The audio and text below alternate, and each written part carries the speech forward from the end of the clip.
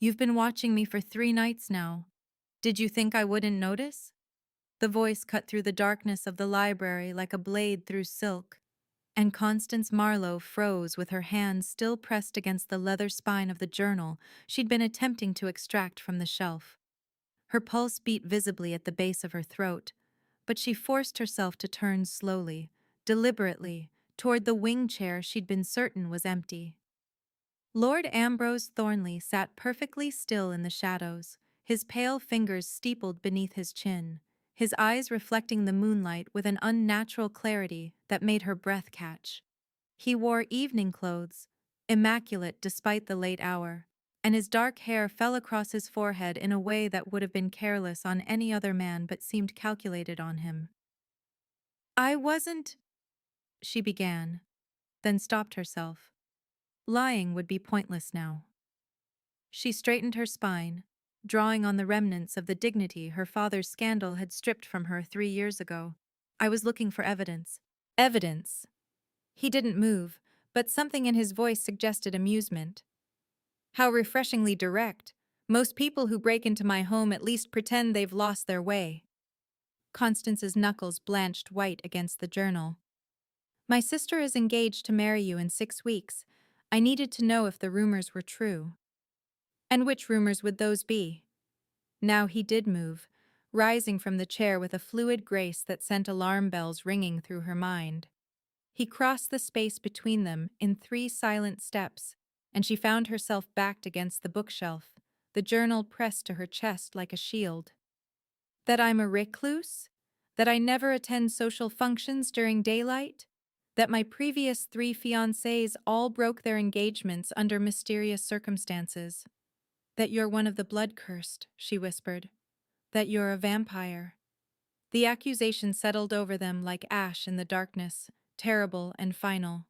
For a long moment, he simply looked at her, his expression unreadable. Then slowly, he smiled, and she saw the points of his canines catch the moonlight. "Your sister knows nothing of this investigation, I assume?" "Lydia thinks I'm visiting our aunt in Bath." Constance forced herself to meet his gaze, though every instinct screamed at her to run. "She's in love with you, or she thinks she is. She sees a wealthy lord who writes her poetry and sends her flowers. She doesn't see a monster?" His voice was soft, almost gentle. "Is that what you came here to prove, Miss Marlowe? That your sister is engaged to a creature who shouldn't exist?" "I came to save her." The words burst from her before she could stop them. "Our father's debts destroyed us. We lost everything, our home, our position, our prospects. Lydia's marriage to you is the only thing standing between us and complete ruin. But I won't let her marry a man who might kill her on their wedding night, no matter what it costs us." A muscle jumped across his face, surprise perhaps, or pain. He stepped back, putting distance between them, and turned toward the window. "You knew what I was before you came here. You've been documenting my habits, watching my windows, noting when I rise and when I retire. You came prepared to find a monster." He glanced back at her over his shoulder. "Why are you still here, Miss Marlowe? Why haven't you run screaming into the night?" Because she'd seen something in his eyes when she'd mentioned her sister. Not hunger, not cruelty, but something that looked almost like loneliness. "Because you haven't hurt me," she said slowly. "And because if you meant to harm Lydia, you would have done so already. You've had ample opportunity. Perhaps I'm simply patient." "No." She set the journal down on the desk beside her, her decision crystallizing even as she spoke. "You're lonely. You've been alone for a very long time, and you thought marriage to a kind, innocent girl might somehow make you feel human again. But it won't work. Lydia doesn't know what you are. She can't truly see you, and you'll spend your entire marriage hiding, pretending, never being known." His hands clenched into fists at his sides. "You presume a great deal." "I presume nothing. I observe." She took a step toward him, emboldened by his stillness. "I've been watching you for 3 nights, yes, but I've also been reading about you. Your family has owned this estate for 400 years. The portraits in your gallery show the same face across generations. Always a Lord Thornley, always pale, always painted in evening shadows. You're not just a vampire, Lord Thornley. You're ancient. 347 years, he said quietly. I was turned during the reign of Elizabeth. I've outlived everyone I've ever loved, everyone I've ever known. And yes, Miss Marlowe, you're quite right. I thought perhaps a wife, a companion, someone to share the endless nights with. He trailed off, his voice rough. But I won't trap your sister in a marriage built on deception. If you've come to break the engagement, you have my blessing. Constance's mind raced. She'd come here expecting a predator, a threat to be neutralized. Instead, she'd found something far more dangerous. A man who'd lived for centuries and still believed in love enough to seek it. What if there were another way? The words escaped before she'd fully formed the thought. He turned to face her fully. What are you suggesting? Lydia is sweet and gentle and entirely unsuited to the truth of what you are. She would faint at the sight of blood. She believes in fairy tales and happy endings. Constance lifted her chin. I, on the other hand, have already lost everything. I have no illusions left to shatter. I know what monsters look like.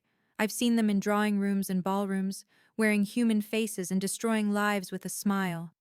At least you're honest about what you are. You're proposing.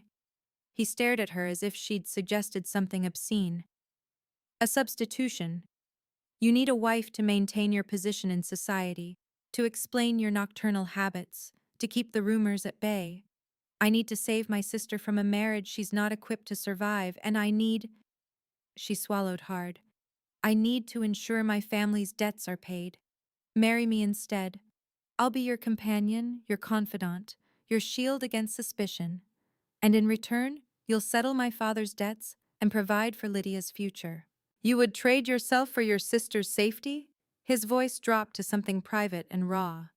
Without hesitation, he crossed the space between them again, but this time there was no menace in his approach. He reached out slowly, giving her time to pull away, and touched her cheek with fingers that were cool but not cold. You're either the bravest woman I've ever met, or the most foolish. Perhaps both. She didn't flinch from his touch. Do we have an agreement? For a long moment he simply looked at her, his ancient eyes searching her face as if trying to read her soul. Then, slowly, he nodded. On one condition. You must know everything before you bind yourself to me. Everything I am, everything I've done, everything this life would mean for you. And then, if you still choose this path, I'll accept your offer. Tell me then. She straightened her shoulders. I'm not afraid of the truth. You should be, he said softly. But he took her hand and led her to the chairs by the fire. And as the night deepened around them, he began to speak. He told her of his transformation, of the plague that had ravaged London in 1576, of the creature that had found him dying in a mass grave and offered him a choice between death and immortality. He told her of the decades of learning to control the hunger, of the lives he'd taken before he understood what he'd become, of the century he'd spent in isolation, trying to atone. I feed from animals now, he said, his voice steady, but his eyes haunted. Deer from the estate, sheep from the tenant farms. I haven't taken human blood in 200 years. But the hunger never truly leaves. It's always there, always whispering. And your previous fiancés? Constance asked. What happened to them? They discovered the truth, one way or another. I released them from their engagements immediately. 2 married other men and live happily, as far as I know. The third— He paused. The third tried to expose me. She went to the village, told everyone what I was. No one believed her. They thought her mad. She was committed to an asylum. Constance felt a chill run down her spine. Is she still there? No. I used my influence to have her released after 6 months, once the scandal had died down. She lives in Scotland now, under an assumed name, with a generous allowance that ensures her comfort. He met her gaze. I'm not a good man, Miss Marlowe. I've done terrible things, but I'm trying to be better than what I was made to be. She believed him. God help her, but she believed him. And if I marry you, what would that life look like? Lonely, he said bluntly. I can never give you children. I can never take you into society during the day.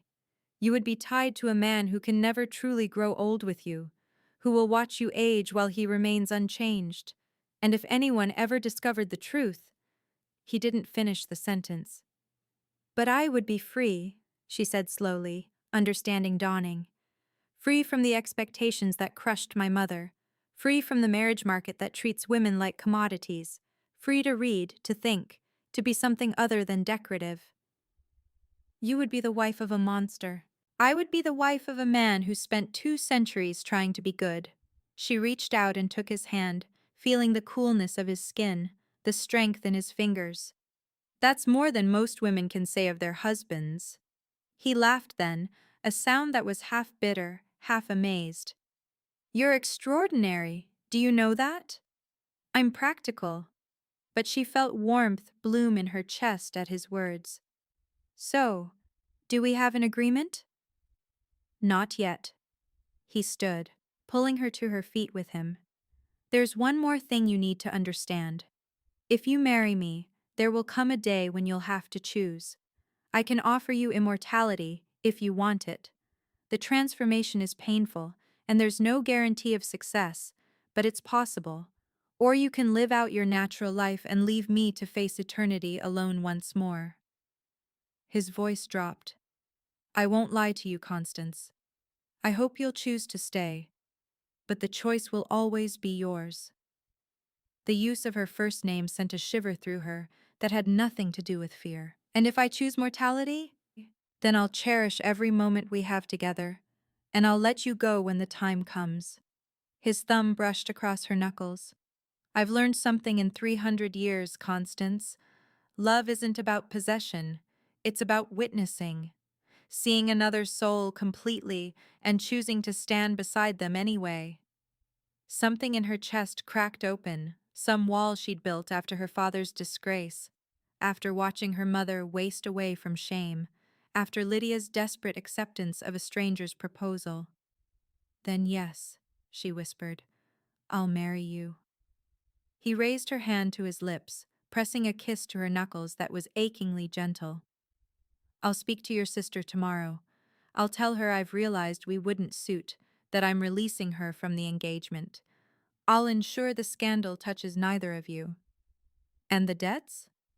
Will be settled by week's end. He smiled, and this time there was no flash of fang, just warmth. I'm a very wealthy man, Constance. Money is the least of what I can offer you. What else can you offer me? She was surprised by her own boldness. Time, he said simply. Time to discover who you are when you're not trying to save everyone else. Time to read every book in this library. Time to learn that you deserve to be seen, not just to see others.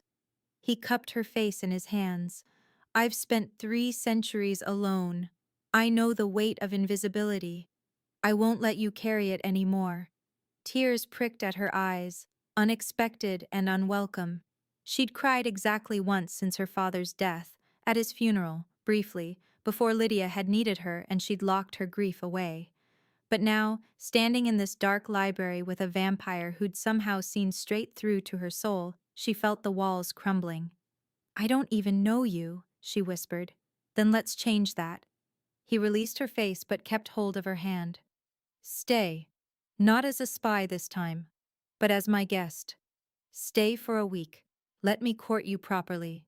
And if, at the end of that week, you still want this arrangement, we'll announce our engagement. And if I change my mind?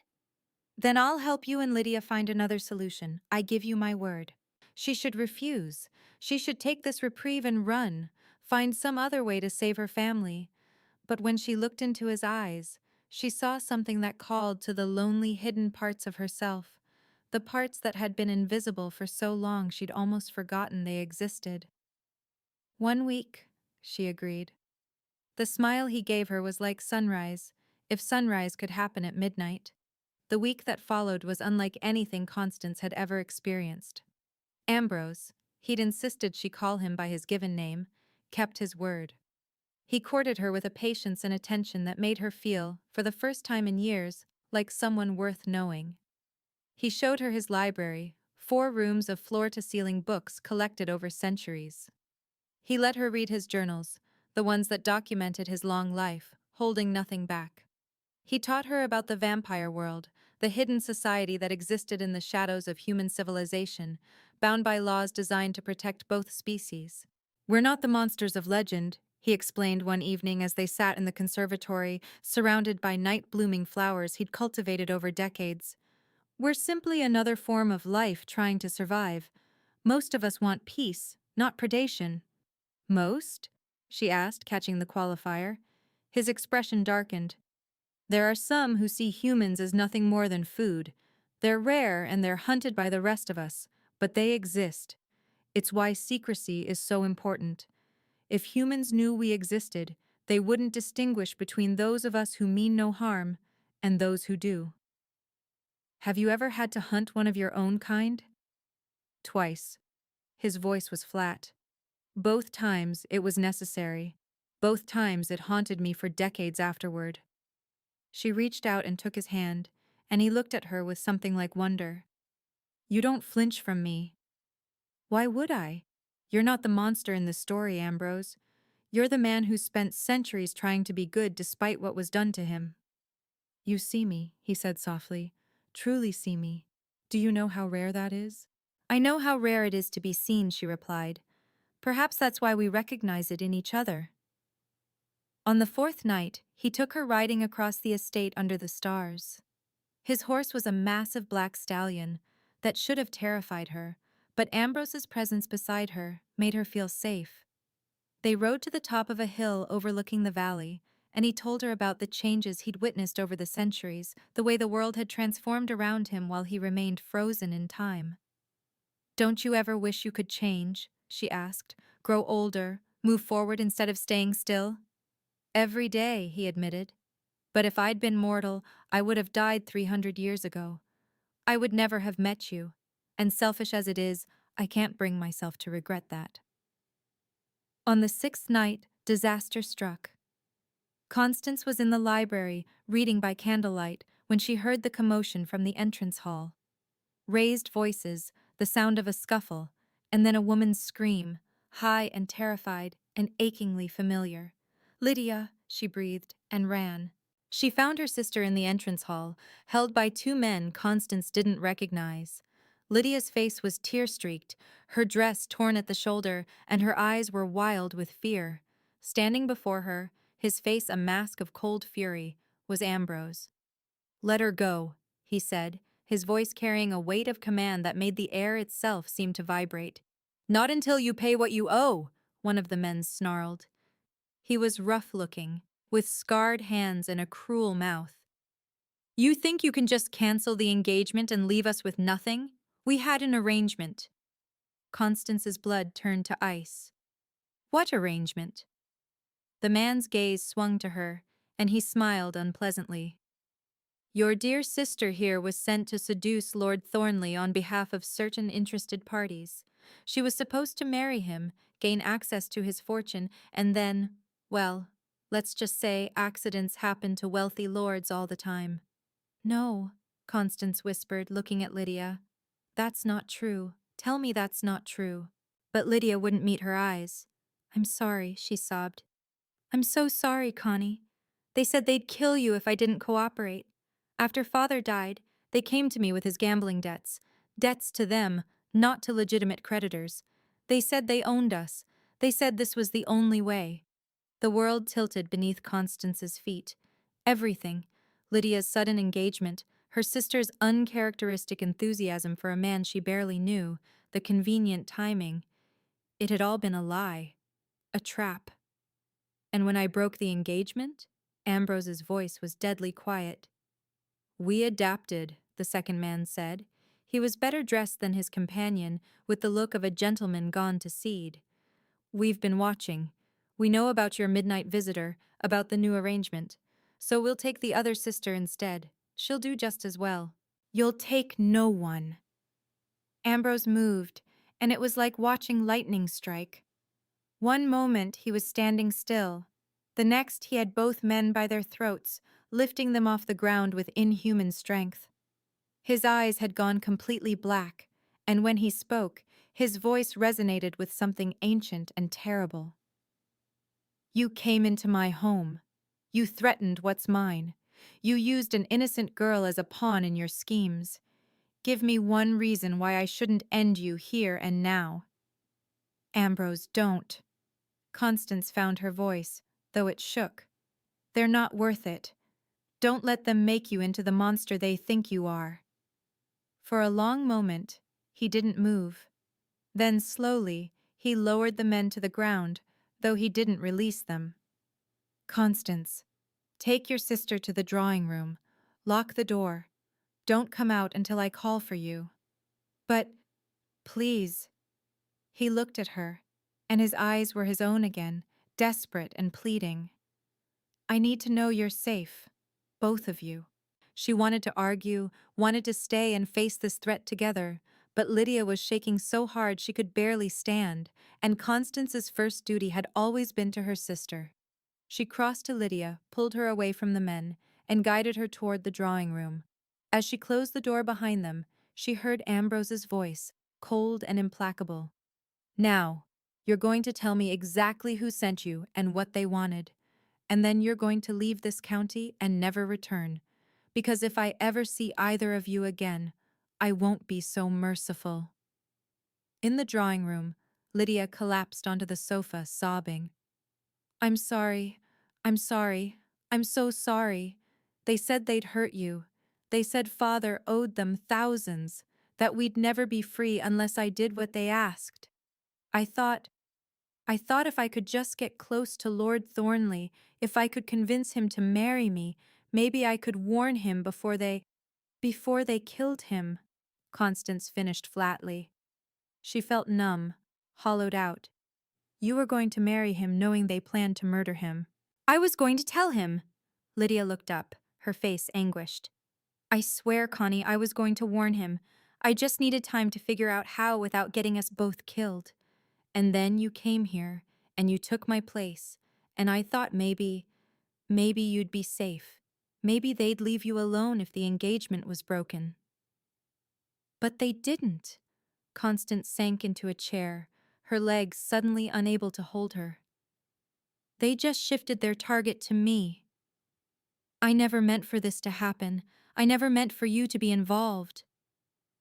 I've been involved since the moment Father put a pistol to his head rather than face his creditors. The words came out harsh, bitter. We've both been involved. We've both been drowning. The only difference is that I've been trying to save us while you've been, what, playing spy for criminals? That's not fair, isn't it? Constance stood, pacing to the window. Outside, she could see nothing but darkness and her own reflection. You let me believe you'd fallen in love. You let me think I was protecting you by offering myself in your place, and all the while, you were working for the men who wanted him dead. I was trying to protect you. By lying to me? By putting us both in danger? Constance whirled to face her sister. Did it never occur to you to tell me the truth? To let me help you find another way? There was no other way. Lydia's voice rose to a wail. Don't you understand? These men, they're not ordinary creditors. They're part of something bigger, something dangerous. Father didn't just owe them money. He was involved in their schemes, their crimes. When he died, they said his debts transferred to us. They own us, Connie. They'll never let us go. Before Constance could respond, the door opened. Ambrose stood in the doorway, his expression grim. The men are gone. They won't trouble you again. Did you kill them? Constance asked, her voice steady despite the trembling in her hands. No, though I wanted to. He stepped into the room, and she saw that his hands were shaking slightly.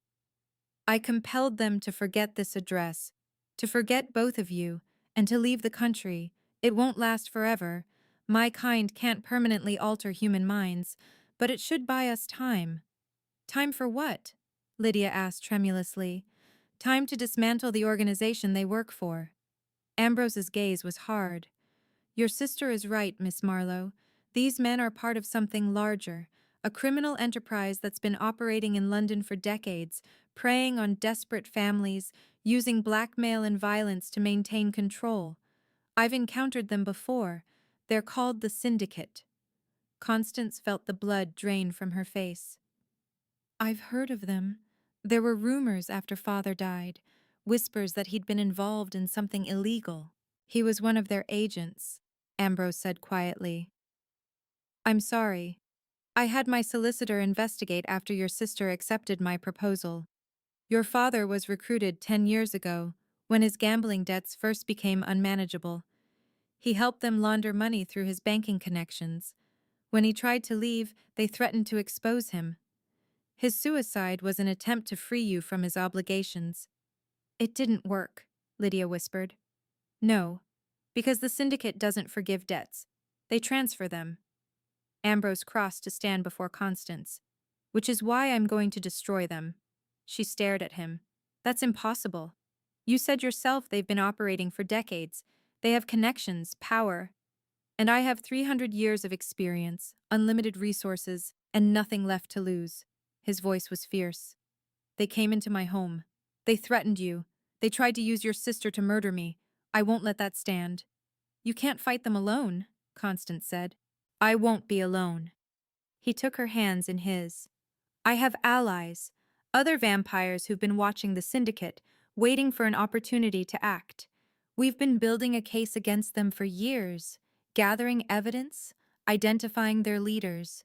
We just needed a catalyst, someone willing to testify, to provide the inside information we need to bring them down. Constance looked at Lydia. Her sister had gone very pale. You want me to betray them, Lydia said. I want you to help us free the dozens of other families they've enslaved, Ambrose corrected. I want you to help us ensure no one else suffers what you've suffered. And yes, that means testifying against them. It means putting yourself at risk. But I swear to you, I will protect you. Both of you. With everything I am. Why? Lydia asked. Why would you do this for us?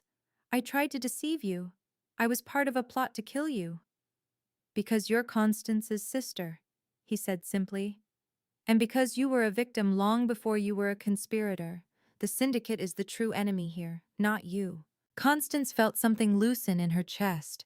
This man, this vampire who'd lived for centuries, who'd seen empires rise and fall, was willing to risk everything to protect her family. Not because he had to, not because he'd gain anything from it, but because it was right. What do you need us to do? She asked. His smile was fierce and proud. I need you to trust me, and I need you to be brave for just a little while longer. The next 3 weeks were a blur of activity. Ambrose's allies arrived, 3 other vampires, each ancient and powerful in their own right. There was Silas, a former barrister who'd been turned during the reign of George III. There was Marguerite, a French aristocrat who'd survived the revolution only to be transformed in its aftermath. And there was Chen, a scholar from the East who'd been walking the earth for 500 years and spoke with quiet, devastating precision. Together, they built a case against the syndicate. Lydia provided names, locations, details of operations. Constance helped organize the information, her years of managing her family's dwindling finances, making her invaluable in tracking the money trails. And Ambrose coordinated it all, using his wealth and influence to pressure authorities, to protect witnesses, to slowly, methodically tighten the noose around the syndicate's leaders. It was dangerous work. Twice, agents of the syndicate attempted to reach them. Both times, they were stopped by Ambrose's supernatural guards. Once, a fire broke out in the East Wing, arson clearly, though the perpetrator was never found. Ambrose moved them all to the West Wing and hired human guards to patrol during the day when he and his allies were at their weakest. Through it all, Constance found herself falling deeper into something she couldn't name. It wasn't the simple attraction she'd felt that first night in the library.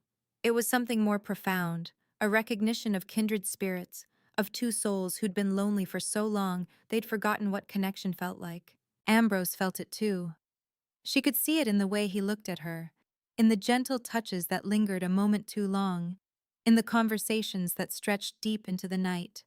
But he never pushed, never demanded. He simply waited, patient as only an immortal could be. On the night before the planned raid on the syndicate's headquarters, Constance found him standing in the conservatory, staring out at the darkness. She approached quietly, but he turned before she spoke, as if he'd sensed her presence. "Couldn't sleep?" he asked. "Too much on my mind." She came to stand beside him. "Tomorrow, this all ends, one way or another." "Are you afraid?" "Terrified," she admitted. "But not of the syndicate. I'm afraid of what comes after." He turned to face her fully. "What do you mean?" "Once this is over, once Lydia is safe and the debts are settled, you won't need me anymore. The original arrangement, marriage to maintain your social position, it's not necessary now. You have allies, you have a cause, you don't need a wife to explain your nocturnal habits." "Constance, I'm not asking you to honor the agreement," she said quickly. "I know it was made under false pretenses. I know everything has changed. I just—" She swallowed hard. "I need to know where I stand. Because somewhere in the last 3 weeks, this stopped being about saving Lydia. It stopped being about duty or obligation. And I need to know if you feel it too, or if I've been fooling myself." For a long moment, he simply looked at her. Then he reached out and cupped her face in his hands, his touch achingly gentle.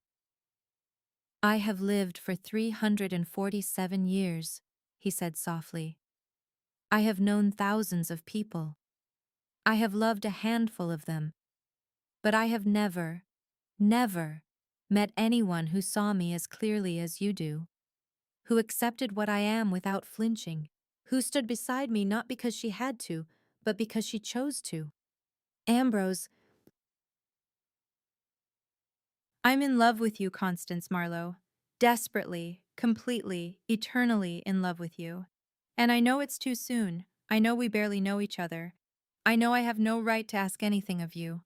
But if you'll have me, not as an arrangement, not as a bargain, but as a partner, as a companion, as a man who wants nothing more than to spend whatever time we have together learning every corner of your soul, then I am yours. For as long as you'll have me." She couldn't speak past the lump in her throat. Instead, she rose on her toes and kissed him. His lips were cool against hers, but the passion behind the kiss was anything but cold. He pulled her close, one hand tangling in her hair, the other pressing against the small of her back, and she felt 300 years of loneliness pour into that single moment of connection. She kissed him back with everything she had, all her fear, all her hope, all the love she'd been too afraid to name. When they finally broke apart, both breathing hard, he rested his forehead against hers. "Is that a yes?" "That's a yes," she whispered. "To all of it. The partnership, the companionship, the learning each other, all of it." "And the immortality?" His voice was careful. "You don't have to decide now. You don't have to decide ever if you don't want to. But ask me again in 50 years, she said. "When I'm old and gray and you're still young and beautiful. Ask me then if I want to leave you to face eternity alone. But for now, let's just be together. However long we have." He smiled, and it was like watching the sun rise. "However long we have." The raid on the syndicate's headquarters was swift and brutal. Ambrose and his allies moved through the building like shadows, incapacitating guards, gathering evidence, freeing the families being held as leverage. By dawn, the syndicate's leaders were in custody, their operations exposed, their power broken. Lydia testified at the trial, her voice shaking but steady. She told the court everything: the threats, the manipulation, the way the syndicate had preyed on her family's desperation. Her testimony, combined with the evidence Ambrose had gathered, was enough to convict the ringleaders. They were sentenced to life in prison. their assets seized and distributed among their victims. 3 months later, on a cool autumn evening, Constance Marlowe became Constance Thornley in a small ceremony attended by Lydia, Ambrose's vampire allies, and a handful of trusted friends. She wore her mother's wedding dress, altered to fit, and carried a bouquet of night-blooming jasmine from Ambrose's conservatory. As they exchanged vows in the estate's private chapel, she looked into her husband's ancient eyes and saw her future reflected there. A future of late-night conversations and shared silences, of books read by candlelight and rides under the stars, of a love that had already survived 3 centuries, and would, perhaps, survive 3 more. "I love you," Ambrose whispered as he slipped the ring onto her finger, "for however long we have." "I love you," she whispered back, "for however long we have." And as they kissed, sealing their union before witnesses both mortal and immortal, Constance felt something she hadn't felt in years: hope. Not the desperate, clawing hope of survival, but the quiet, steady hope of a future worth living. She had come to his home as a spy, seeking to protect her sister from a monster. Instead, she'd found a man who'd spent 3 centuries learning to be good, and in the process, she'd discovered who she was when she wasn't trying to save everyone else. She was Constance Thornley, wife to a vampire, partner to an immortal, and for the first time in her life, she was exactly where she belonged. Years later, when people asked how she'd come to marry the mysterious Lord Thornley, she would smile and say only that she'd broken into his library one night and found something she wasn't looking for. She never mentioned the journal she'd been trying to steal, or the way he'd been watching her from the shadows, or the bargain they'd struck in the darkness. Some secrets, she'd learned, were worth keeping, especially the ones that led to love.